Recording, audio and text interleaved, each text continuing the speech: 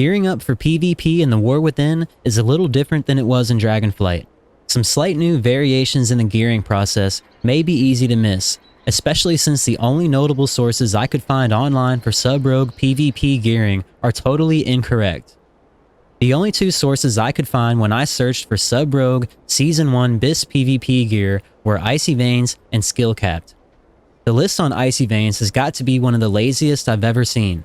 They just put the full tier set, then filled the rest of the slots with Conquest vendor gear. There's going to be way better gear available in Season 1 to fully optimize your stats. Skill Capped seemed to try a little harder than Icy Veins, but they missed the mark too. The weapons they have are completely wrong, and they're telling us to use PvE crafted gear that doesn't even scale up above 600 item level in PvP.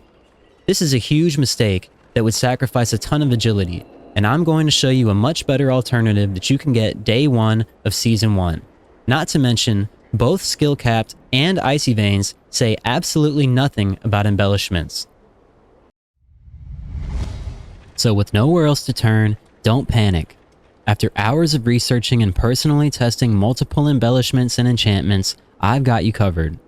I'll be going over the best piece of gear for each slot, the best embellishments, how to get them and which slot to put them in, gems, and enchants for all gear with a huge tip you don't want to miss.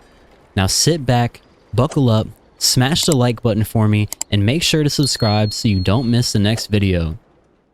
To have the best gear possible in Season 1, we're going to need the 4-piece tier set bonus, 2 embellishments, and item level 639 PvP gear with our best stats in every single slot. Having the 4-piece tier set bonus is going to provide some nice bonuses to our burst damage that we don't want to miss out on. Tier set armor will be acquired through the upgrade catalyst in the center of Dornegal that will become available at the start of Season 1. Upgrade catalysts typically allow you to exchange a regular piece of Conquest PvP gear for a tier set piece of the same armor slot.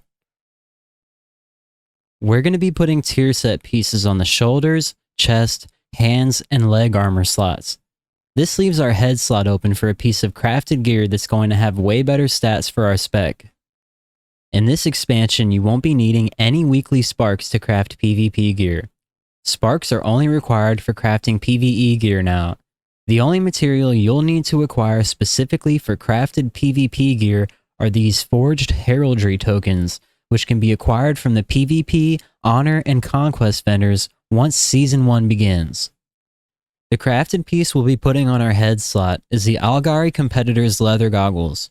What makes these goggles special is that instead of having 2 secondary stats like most gear, it has only 1 secondary stat with twice as many points as normal, so we're basically sacrificing 1 stat for a big bonus in the better one.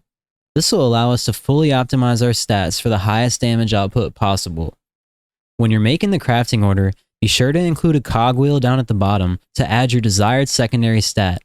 If you're using a trickster build like the build in my sub-rogue PvP guide, then we'll be choosing versatility, but if you're using a Deathstalker build, then you're gonna want to go with Mastery to increase the damage of your finishers.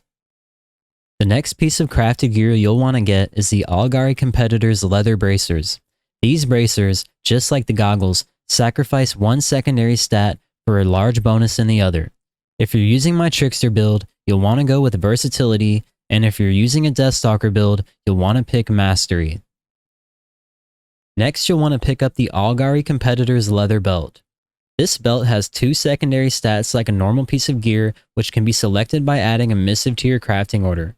We're also going to be adding an embellishment to this piece called Dusk Thread Lining, which can be purchased on the auction house or acquired from tailoring. Please note that this tailoring recipe drops from the first raid, so we won't actually be able to get Dusk Thread Lining until the first day of Season 1 when someone gets it from the raid. I would expect this to happen within the first day of the season. This embellishment causes you to have greatly increased versatility when you're above 80% health, which we should be able to have almost every time we set up our burst. After that, we'll want to grab the ring Algari Competitor's Signet. We'll be using the Versatility and Mastery missive on this, and we will not be adding any embellishment. We're going to put this ring in one slot and a Conquest ring in the other. Now wait just a minute. Those are not the only pieces of crafted gear we'll be taking. In the War Within, they've now added crafted PvP weapons. This means that instead of using the crit dagger from the Conquest vendor, we'll be able to craft our own max level dagger with custom stats and even a new embellishment. The dagger we'll be crafting is called Algari Competitor's Dagger. We'll actually be crafting 2 of these since there won't be any versatility and mastery offhand weapon from the Conquest vendor this season.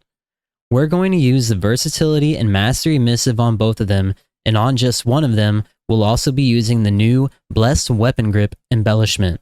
This embellishment kind of acts like a second enchant to your weapon, giving your attacks a chance to proc a huge versatility buff.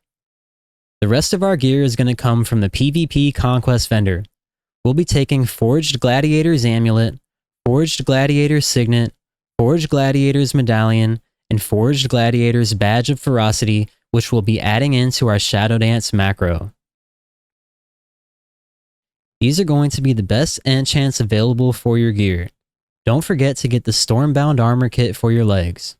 Now you may have noticed I've included 2 different weapon enchants instead of just 1. This is because I've confirmed with my own testing that having 2 of the same weapon enchant does not increase the rate at which it will proc, and they also cannot proc at the same time and stack. When using a different enchant on each weapon, they will both still proc at the same rate, and they can proc at the same time to provide a stacking effect for a much larger increase to your damage output. Honestly, after my testing, I'd say that having Radiant Authority on both weapons is the equivalent to throwing away 25k gold and only having 1 weapon enchanted.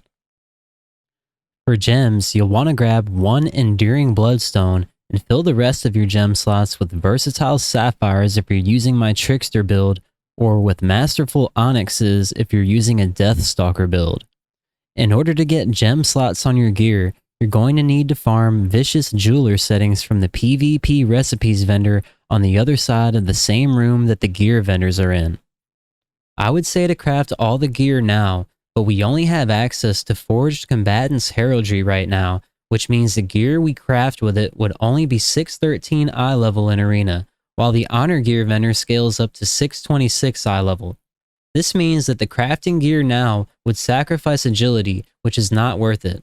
What I'll be doing instead is saving up honor to buy all the Forged Aspirants heraldries needed to craft the gear we want, so that the day Season 1 begins, I could come straight to the honor vendor and buy them, and then go make crafting orders for my new gear immediately so that I'll have the best gear ready going into ranked games.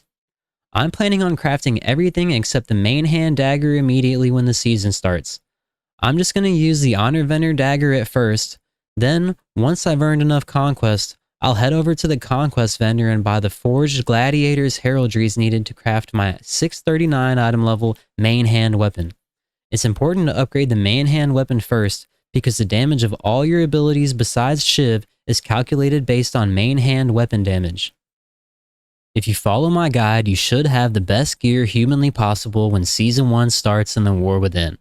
I really hope I helped you guys out with this one. If you want to help me in return, please drop a like and share my channel with a friend. Alright guys, see you on the next one.